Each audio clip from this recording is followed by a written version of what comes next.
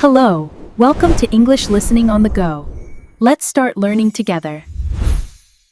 Alex, I want to start today with a question about human psychology. I have been thinking about how our brains work.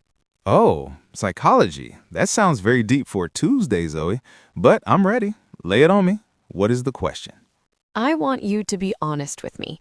Have you ever made a New Year's resolution? You know, that big promise you make to yourself on January 1st to change your life? Oh, Zoe, absolutely. Every single year. It's a tradition. I look in the mirror on December 31st and I say, Alex, this year is going to be different. And what is the resolution usually about? Usually, it's about the gym.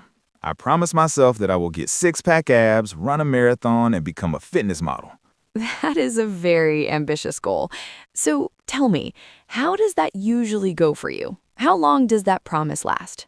Well, if I'm being totally honest, it usually lasts until January 15th. Maybe 3 weeks if I'm really lucky. I go really hard for the first week. I run for an hour, I lift heavy weights, I sweat, I only eat salad. But then my legs hurt, I'm hungry, I'm tired, and one day I just stop going and I never go back. Exactly, Alex. That is the story of almost everyone. We start with fire, but the fire burns out very quickly. We try to do too much too fast. Now, I have a harder question for you. Do you treat your English studies the same way? Oh no, you caught me. I think I do. I confess I buy a big expensive grammar book. I tell myself, this weekend I will study for 5 hours. I sit down on Sunday and I study until my brain hurts. I feel very proud of myself. But then I'm exhausted. I don't touch the book for 2 weeks because I'm too busy with work. And when I open it again, I've forgotten everything. Welcome back to English Listening on the Go. I'm Zoe. And I'm Alex, and clearly I'm doing something very wrong with my habits. You are not doing something wrong, Alex. You're just falling into a very common trap. We call it the intensity trap. But don't worry, today we are going to fix that. We are going to explore a concept called the 1% rule. This is the secret to getting fluent without burning out. It's the secret to actually remembering what you learn. I'm listening, but 1% sounds very, very small. It sounds almost lazy. Can 1% really make me fluent? It is small, but it's powerful. It's like a drop of water that eventually creates a canyon. Before we start, I want everyone listening to take a deep breath. Let go of the guilt. If you haven't studied in a week or a month, it's okay. We are pressing the reset button today. I feel better already. So Zoe, let's break this down. What is this intensity trap you mentioned? The trap is believing that you need high intensity to succeed. Intensity. That's our first key word today. Intensity is the quality of being very strong, forceful, or extreme. It's doing something with maximum effort. Running a marathon without training is high intensity. Studying for 6 hours straight is high intensity. Screaming is high intensity. The problem with relying on intensity is that it's exhausting. Your brain gets tired. Your willpower runs out. It's not sustainable. Sustainable. Sustainable means able to be maintained or continued at a certain level for a long time. It means you can keep doing it without stopping. We want habits that are sustainable, like drinking water or sleeping. You don't sleep for 24 hours and then stay awake for a week, right? No, that would be terrible. I sleep every night. That's sustainable. But studying grammar for 4 hours? That's painful. I cannot do that every day. It's definitely not sustainable. Exactly. So instead of high intensity, which burns you out, we want consistency. This brings us to the mathematics of the 1% rule. Okay, explain the math to me. I'm not a mathematician, but I'll try to follow. Imagine you improve your English by just 1% today, just a tiny, tiny bit. Maybe you learn one new phrase, or you listen to one song in English and understand the chorus. Just 1%. Okay, that seems easy, almost too easy. But 1% is basically nothing, Zoe. It feels like nothing in the moment, but if you do that every single day for 365 days, How much better do you think you'll be at the end of the year? Double? Triple? If I add 1% every day, maybe 3 times better. 300%? No. Mathematically, if you improve 1% every day for a year, you'll be 37 times better. Wait, 37 times? Not 37%? 37 times. You'll be a completely different person. That sounds like magic. How is that possible? It's not magic. It's the power of compound growth or compounding. Compound. To compound means to add interest on top of interest. The results grow faster and faster over time because the new growth is based on the previous growth. Let me give you an image to help you understand. Think of a snowball rolling down a big hill. At the very top of the hill, the snowball is tiny. You can hold it in your hand. But as it rolls down, it picks up more snow. The new snow sticks to the old snow. As it gets bigger, it rolls faster. And because it is bigger, it picks up even more snow. I can see it. By the bottom of the hill, it is a giant snow boulder. Yes, that is compounding. Your English knowledge compounds like a snowball. But here's the catch. This only works if you keep it rolling every day. If you stop for 2 weeks, the snowball stops. It might even melt. That is exactly why my Sunday study sessions don't work. The snowball melts every Monday, Tuesday, Wednesday, Thursday, Friday, and Saturday. Exactly. Your learning is too sporadic. Sporadic. Sporadic means occurring at irregular intervals, not constant. Sometimes yes, sometimes no. If your practice is sporadic, your brain constantly forgets what it learned. You spend all your time reviewing, never moving forward. That describes my guitar playing too. I play for a week, then stop for a month. I'm very sporadic, so I never get better. We need to stop being sporadic and start being daily, even if it's just 5 minutes. But Zoe, I have a problem. I'm impatient. I want to be fluent now. I want to wake up and speak perfect English. I want drastic results. Drastic. Drastic means likely to have a strong, extreme, or sudden effect, like cutting all your hair off or quitting your job. Everyone wants drastic results, Alex.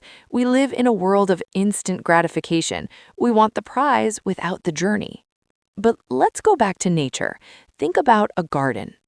Okay, back to nature. I'm imagining a vegetable garden with tomatoes and carrots. Imagine you plant a seed in the ground. You want it to grow into a big tree. Can you make the tree grow faster by pouring 50 buckets of water on it today? No, that would be a disaster. You'll drown it. The roots will rot. It will die.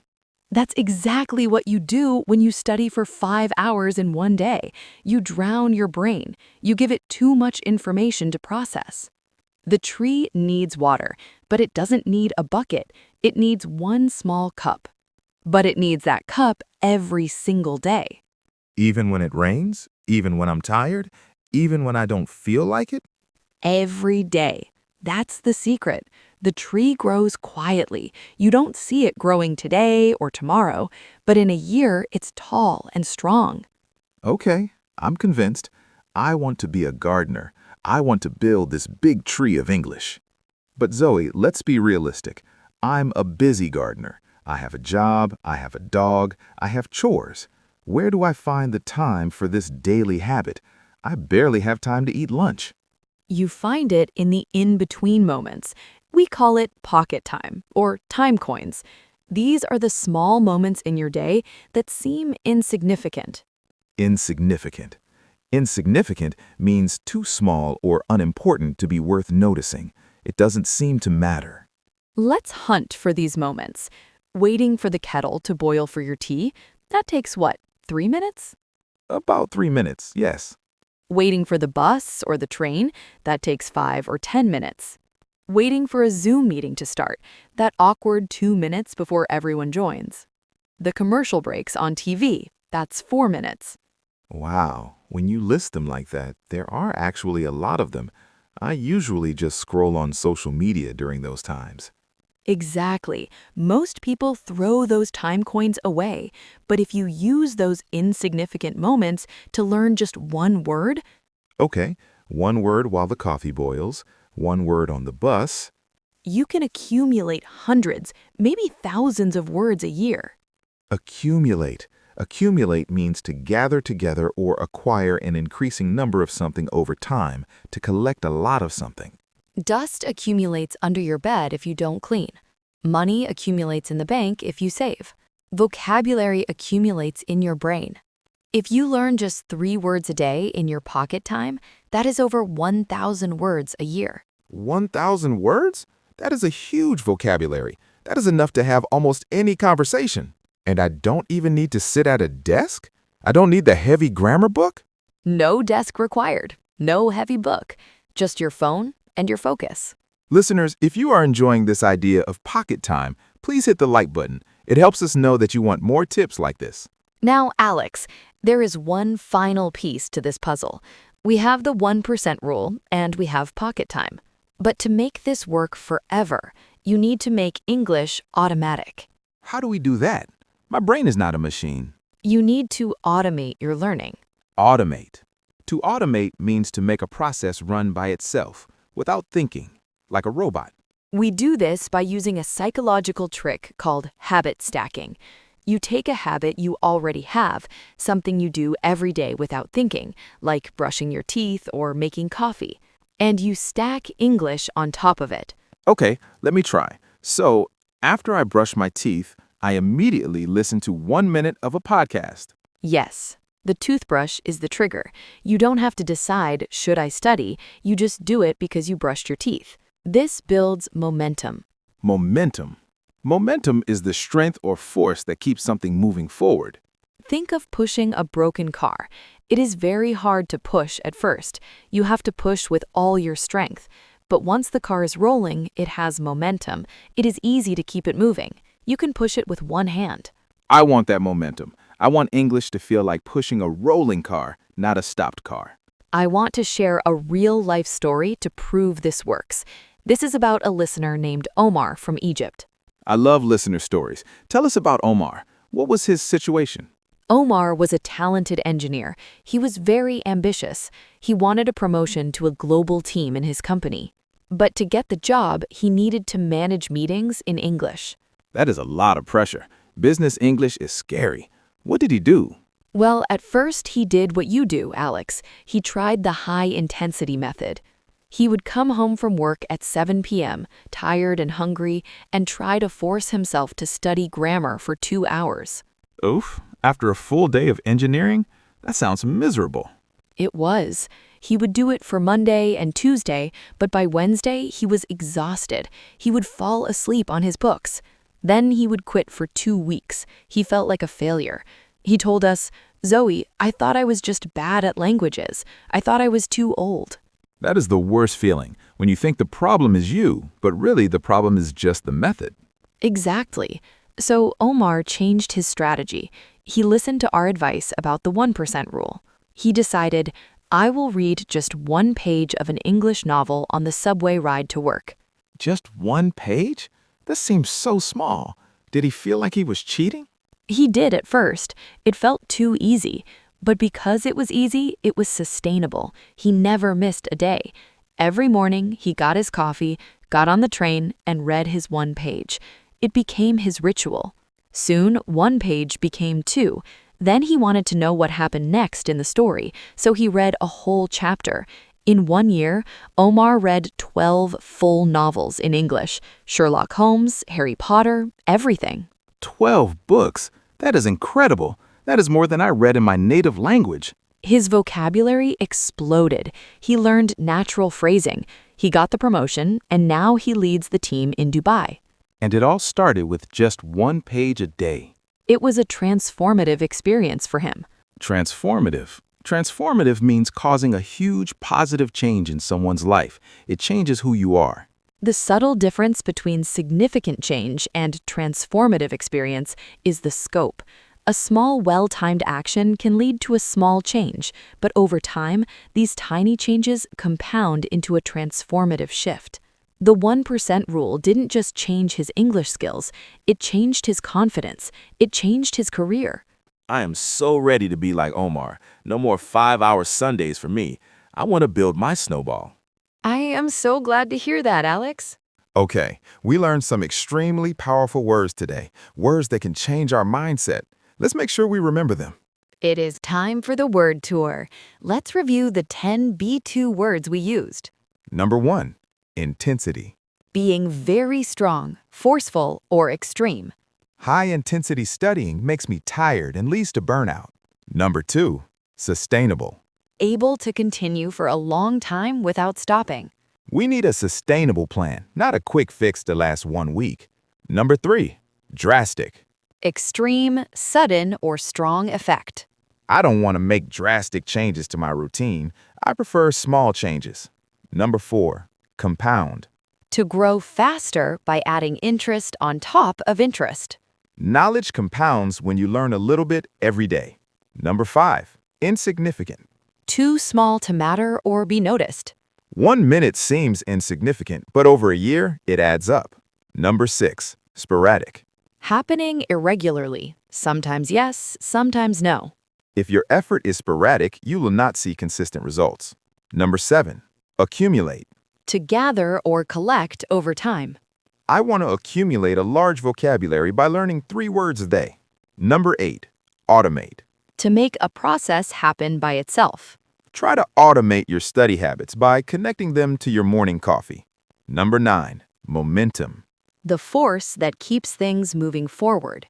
Don't stop now. You have great momentum. Keep rolling. Number 10, transformative. Causing a huge positive change.